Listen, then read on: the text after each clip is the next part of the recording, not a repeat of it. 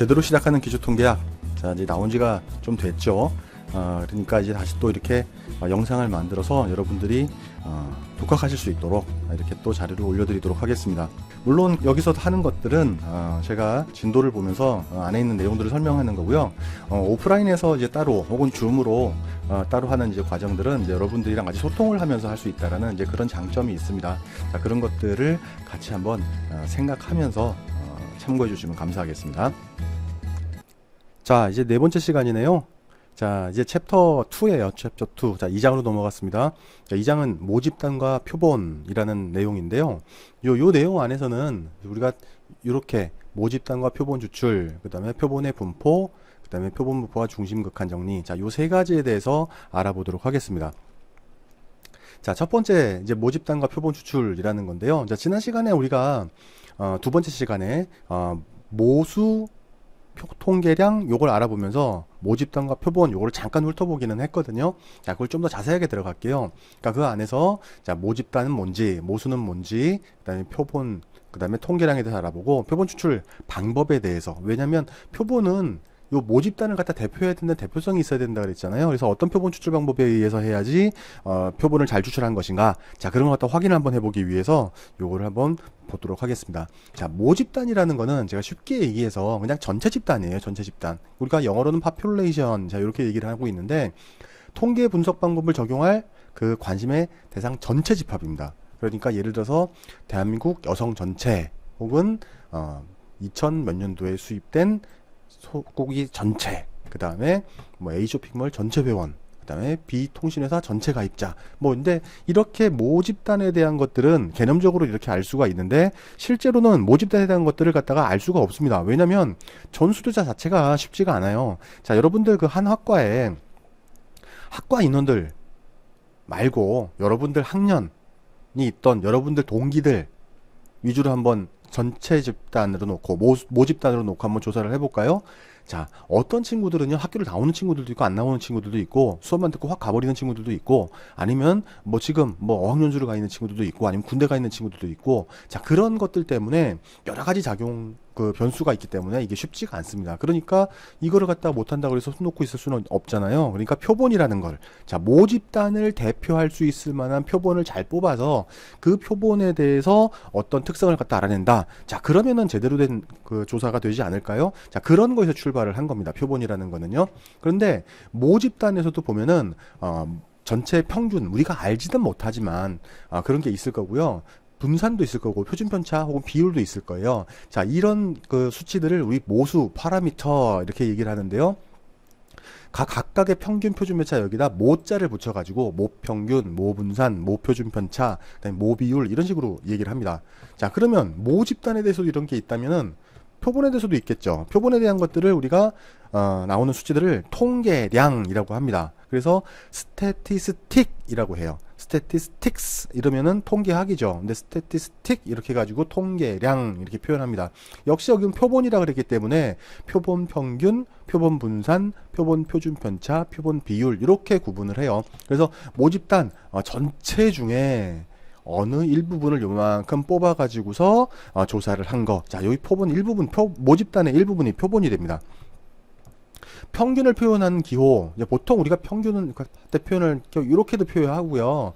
그 다음에 이렇게 X바 이렇게도 표현하고, 혹은 책에서는 M 이렇게 표현하기도 하거든요. 또 실제로는 이렇게 2의 X 이렇게 기대값 이렇게 표현하기도 하는데, 제가 영상에 올려드린 것들에 대해서는 요거는 제가 설명을 했어요. 그러니까 이런 평균에 대해서는. 자, 그런데 우리가 이제 보통 모평균 하면 뮤로 이렇게 표현하고요. 표본에 해당하는 평균은 X바 이렇게 표현합니다. 근데 이런 거 구분 없이 그냥 막 쓴다 그러면 이렇게 M 이렇게 표본 얘기를 해요. 요거는 제가 동영상에서 얘기했었죠. 요거라고. 그쵸? 자, 그 모집단과 표본 관계를 설명하기 위해서 우리가 한번 이런 예제를 한번 해볼게요. 자, 우리 요즘에 그 먹방, 이런 음식 을 먹는 그런 방송들이 대세죠. 그렇죠? 여러분들 그 맛집 이런 데도 많이 찾아다니잖아요. 그렇죠? 자, 음식을 먹는 이렇게 자기 방법을 소개하기도 하고, 그다음에 음식을 평가도 하고, 자, 그다음에 요리 방법, 자, 이런 것도 알리고 있는데, 자, 이런 프로그램을 제작하는 제작진들은 이런 먹방 식당을 매번 어떻게 찾을까요? 자, 그래서 시청률을 갖다 끌어올리는, 자, 요런 그 찾기 과정, 요거 어떻게 하면 될까요? 우리나라 전체 식당을 다 다녀보진 않았을 거예요. 근데 일부만을 다니거든요. 100개만 다닌다고 하더라도 한 주에 한 번씩 가면 2년이잖아요. 그러니까 자, 이때는 어떻게 하냐면 실제로 이런 표본을 갖다 잘 얻으면 좋은데 우리가 어떤 이슈거리가 있는 그런 거기 때문에 아마도 제작자는 표본 조사 중에서도 이렇게 제보를 통해서 하는 그런 것 갖다 많이 이용할 거예요. 자, 이런 경우에는 분명히 어떤 편견이 발생할 수가 있겠죠. 자, 이런 것 때문에 과학적인 접근 측면에서 보면 조금 문제가 있기는 합니다. 하지만 제작진 입장에서 볼 때 자, 특정 음식 혹은 특정 식당, 자, 여기에 초점을 갖다 맞춰버리게 되면은 이게 재미있게 그냥 시간을 보내기 위한 이제 그런 것들이 아니라 이제 다큐멘터리라고 돼버리잖아요. 그쵸? 무거워지니까 주제가요. 그래서 흥미 위주의 이제 그런 걸 하기 위해서 이렇게 주로 이런 방법들을 사용하기도 합니다. 자, 제가 책에는 이렇게 그리스 문자를 적어 놨는데요. 이 그리스 알파벳이에요. 지금도 사용되고 있는 거고요. 자, 근데 요거는 한번 참고로 우리가 뭐 보통 많이 쓰이잖아요. 요런 것들은. 요런 것도 좀 쓰이고, 요런 것도 쓰이고, 자, 그 다음에 세타, 요거는 별로 많이 안 쓰이고, 그 다음에 람다, 요런 건 쓰이고, 뮤 많이 쓰이죠. 그 다음에 파이 요거는 뭐 수학에서나 많이 쓰이고, 로는 상관계수 때문에 쓰이는 거고, 요거 시그마는 표준 편차하고, 그 다음에 다른 것들은 뭐 카이 제곱 때문에 요거 쓰이고 뭐 요 정도로는 좀 많이 쓰이는 것 같아요. 그래서 이런 것도 한번 참고해 주시라 해서 해놨고요. 자, 그러면 우리 중요한 게 모집단에 대해서 수치를 모수를 다 알고 있으면 표본 추출 이런 거는 필요가 없는데 모집단을 대상으로 전체를 조사할 수가 없다 그랬으니까 그래서 우리가 표본 추출한다 그랬잖아요. 그래서 표본 추출하는 방법, 자, 요거를 갖다가 한번 구분을 해볼게요. 표본 추출 방법은 크게 확률적이냐 아니면 비확률적이냐라고 구분을 할 수가 있어요. 여기서 확률적이냐 비확률적이냐에 대한 구분은 뭘로 구분을 하느냐? 표본으로 구성되는 그 구성들이 처음에 표본으로 선택이 될 그 모집단들 중에서 모두 기회가 동등한 거예요. 그러니까 모두 확률이 동일한 것들. 그리고 비확률적 표본 추출은 조사자가 편의에 의해서 난 여기서만 조사할래, 난 아는 사람들만 조사할래 이러면은 전체를 대상으로 해서 봤을 때 표본으로 선택될 확률이 동일하지가 않죠. 자, 이런 경우를 우리가 비확률적 표본 추출이라고 합니다. 자, 뭐가 기준이라고요? 표본으로 선택될 확률이 같으면 확률적 표본 추출. 이 표본으로 선택될 확률이 다르면 비확률적 표본 추출. 자, 이렇게 구분한다라는 거 꼭 기억해 두세요. 자, 확률적 표본 추출에는요, 단순 무작위 표본 추출에서 알아볼게요. 이거는 뭐 컴퓨터로 추출하거나 난수표 이용하거나 그래서 어떤 규칙에 따라서 기계적으로 그냥 추출하는 방법이에요. 그런 방법이고, 요 체계적 표본 추출이라는 거는 집단 전체에다가 번호를 붙입니다. 다. 그래서 번호를 붙여서 1번, 11번, 혹은 21번, 혹은 31번, 이런 식으로 해가지고서 구성을 하는 거. 요 번호에 따라서 이 사람들이 측정이 되는 거예요. 주로 이제 선거할 때 출구조사에서 많이 사용되죠. 자, 근데 이게 생각보다 굉장히 정확합니다, 결과가. 자, 그리고 비례층화 표본 추출이라는 거는요, 모집단을 여러 개 이질적인 집단으로 구분을 하는 거예요. 그래서 그 집단 구성 개수에 따라 비례하도록 하는 겁니다. 예를 들어서 총원이 100만 명이다. 이 대학교에 1학년, 2학년, 3학년 비율이 4, 3, 2, 1. 자, 이렇게 구분이 되다면 1000명을 표본 추출할 때 요 비율에 따라서 각각 1000명을 이렇게 구성을 하는 거죠. 자, 요런 게 이제 비례층화 표본 추출이고, 다단계 층화 표본 추출은 요거를 한 단계 더 하는 거예요.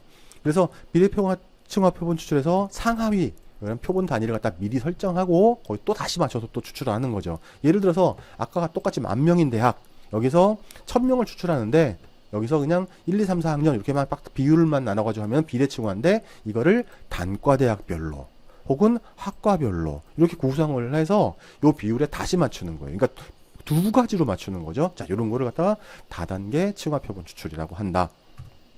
그 다음에 이제 군지 표본 추출이라는 게 있는데요. 자, 이 군지 표본 추출, 이것도 역시 이제 확률적 표본 추출 중에 하나예요. 자, 근데 이거는 뭐 어떻게 되냐면, 자, 일단은 어려워도 들어보세요. 자, 내부 이질적, 외부 동질적. 자, 이렇게 구성을 하는 거예요. 자, 내부 이질적, 외부 동질적. 참 말이 어렵죠? 자, 이럴 때 모집단 전체. 자, 우리 예를 하나 들어볼게요. 서울시 25개구입니다. 25개구를 대상으로 해서 서울 시민의 의식조사라고 한대요. 구매조사, 뭐 이런 거 한대요. 근데 이거 25개구 다 할 수 없잖아요. 그러니까 무슨 구, 무슨 구 있으면 자 이렇게 세 개만을 딱 골라서 무슨 구 하니까 외부적으로는 똑같죠. 무슨 구 이러니까. 근데 내부적으로는 어떻습니까? 남자 있고 여자 있고 남녀노소 차이가 있고 자 이런 것들 보면 내부에선 다 이질적이죠. 내부에선 이질적. 자 이렇게 구분을 하는 거예요. 이렇게 해서 하는 표본조사. 자, 이걸 군지 표본 추출이라고 하고, 그 다음에 이제 비확률적 표본 추출입니다. 비확률적. 이제 주로 비확률적이니까 요거는 많이 권해지지는 않아요. 예를 들어서 편의 표본 추출 누가 편한 거예요? 조사자가 그냥 자기가 편한 대로 하는 거예요. 장소에 시간 구애받지 않고 그냥 하고 싶으면 하고 말고 싶으면 말고 뭐 이렇게 자기 마음 가는 대로 하는 거죠. 이거 비용도 적게 들어요.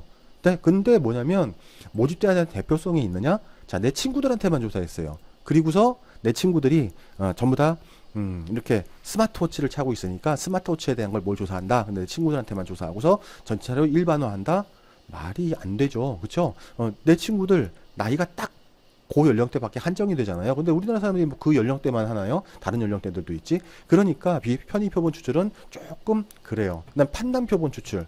이 판단은 어떠한 근거 없이 그냥 조사자가 적합하다고 생각한 그런 판단으로 구성원을 표본을 선택하는 겁니다. 자, 이 편의 표본 추출과 다른 점은 표본을 선택할지 여부를 조사자가 그냥 판단하는 거예요. 편의 표본 추출은 그냥 임의적인 거고요. 자, 그다음에 할당 표본 추출.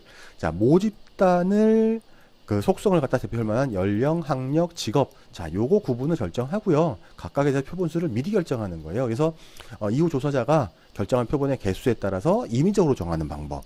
자, 요거기 때문에 자의적인 그런 방법이 영향이 있겠죠. 그다음에 자발적 표본 추출. 요거는 뭐냐면 내가 대답해 줄게요. 내가 응답할게요. 이런 사람을 대상으로 하는 거죠. 자, 내가 해줄게요. 라고 응답을 한다고요? 여러분들 응답 열심히 하세요. 그렇게. 자, 이렇게 얘기하는 사람들은 분명히 뭔가 꼼수가 있을 거예요. 아니면 좋게 표현을 한다라든가 아니면 나쁘게 표현한다라든가. 자, 이렇게 얘기하는 거죠. 우리 뭐 이렇게 배달 음식 시키면서 굳이 거기다 음식평을 안 달아도 되는데 음식평을 다는 사람들은 의도가 있을 거잖아요. 너무 맛있어서 이 음식점 잘 됐으면 좋겠다라고 칭찬하는 사람이 있는 반면에 진상인 손님들이 있잖아요. 전에 시켜 먹었는데 뭐 7명이서 통닭을 시키면서 많이 주세요. 하나 시키면서 한 마리 시키면서 뭐 그러면은 당연히 한 마리 줄 테니까 에이 양이 적네 그리고 나쁘게 대답을 할 거잖아요. 이게 문제가 이런 게 자발적 표본주는 이런 것들이 문제가 됩니다. 자, 우리 지금 알아봤는데요. 자, 모집단, 여기서 이제 표본 추출하는 거, 모집, 그 다음에 모수 통계량, 그 다음에 표본 추출 방법에 대해서 알아봤습니다. 자, 시청해 주셔서 감사합니다.